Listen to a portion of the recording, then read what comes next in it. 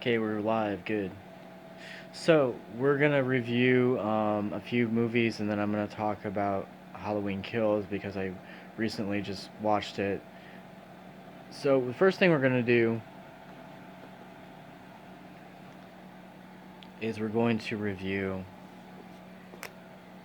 the original My Bloody Valentine, which, if you want my honest opinion, probably one of the creepiest and weirdest horror movies I've ever watched in my entire life.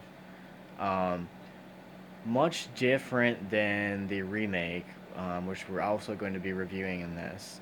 Um, Now, I would say that the original probably has that nostalgia aspect to it. It's actually not a bad movie, honestly. It's a little creepy, but whatever. It's Halloween. So, it's either you like it or you don't like it. That's how I view it. Um, then, we're going to review the new one, actually, the modern one. My Bloody Valentine 3D. Uh, wow, whoever bought this paid $10 for it. Probably not now, like probably $3 now.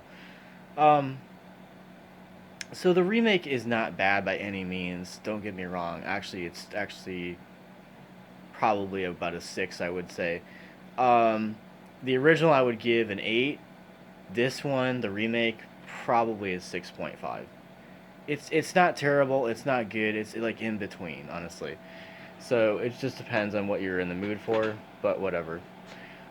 Now, this Seed of Chucky, which I was hard on this movie when I first saw it because like I'm a fan of the original, and you know, most of the original Chucky movies are really really funny and entertaining, and I heard that there's also a TV series now. Um Now I like the Chucky movies. I also like Bride of Chucky. Seed of Chucky is a little bit different, but there are some guest appearances in it, like Redman and a few other people end up in the movie. The scene where Chucky is driving Redman's SUV with the rap music and stuff, and then he like hits Britney Spears' car off like at the I think it was like a canyon or something, and then the car blows up. Like hidden joke, basically. Um, Jennifer Tilly actually does a really great job in this movie, and I like her acting anyways. I think she's a great actress. But Seed of Chucky, I would probably give it an 8. It's watchable. It's decent. It's not something fantastic by any means, but it's actually really good. Now, here is one of my favorite movies, Wrong Turn, the first movie with Elijah Dushku in it. This was actually a really good movie. I was very surprised with this. It's actually something I had to watch several times to really get into it. There are some gross things in it if you can get past some of the violence and stuff. The storyline is really good, and the killing scenes of some of the characters are pretty wicked. It's actually not a really bad movie by any means.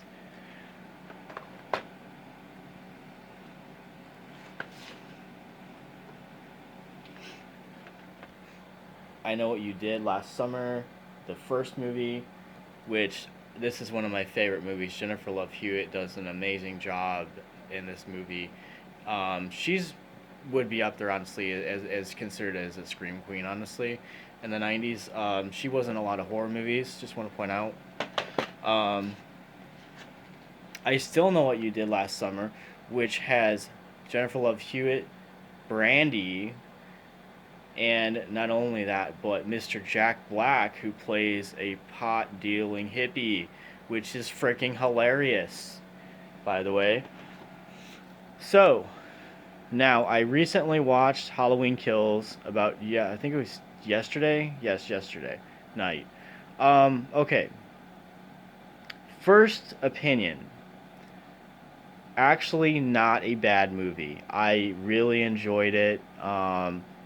I would say the storyline was perfect. It's good to see Jamie Lee Curtis back in her role. My only issue, okay, is I felt like we could have done more with behind the scenes of some of the other characters that they were introducing. Um, but as far as being entertained with this movie, I was very entertained. I was not falling asleep during it. I was actually keeping my interest with it. Um, Now, acting wise, I thought Jamie Lee Curtis did a really great job in this movie. I would even say this movie is probably around a 9 in my book. Great storyline, great acting, great music for one thing in the background. Like the soundtrack for the movie is really good. Um, and I'm a fan of the original Halloween series. I grew up with, the whole entire thing. I mean, I am going to come on here and actually review the first two movies, probably on Halloween. Um, Now, Halloween Kills, if I had to compare it to Halloween 2018, I would say Halloween Kills is a much better film than 2018. Now, I would say that because there's a little bit more story to this film. There's better, action scenes. I love the fact that Michael Myers is not, you know, he has no, what's the word that I'm looking for?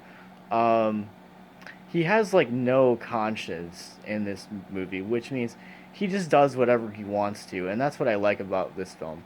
Michael Myers is not just this possessed, demon or whatever in this film. He actually is showing emotion in some of the scenes, in some of the decisions that he's making, um, and excuse me.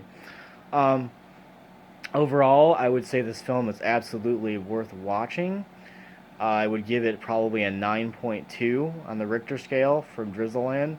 Check it out, Halloween Kills, guys. Actually, a really decent movie. I'm actually glad that they kind of ended this the way that it needed to be ended. I don't think we need any more movies. I don't want any more movies. This is fine with me how this movie ended. I'm actually okay with this if they continue, to just promote the traditional movies and then the 2018, which honestly I wouldn't say is not as good as Halloween Kills. Halloween Kills probably should have been, you know, that movie that 2018 was. The directors, and I think they did the best that they could with this product. I would give Halloween Kills a 9.2 on the Richter scale. I think it's absolutely watchable for everybody. Peace.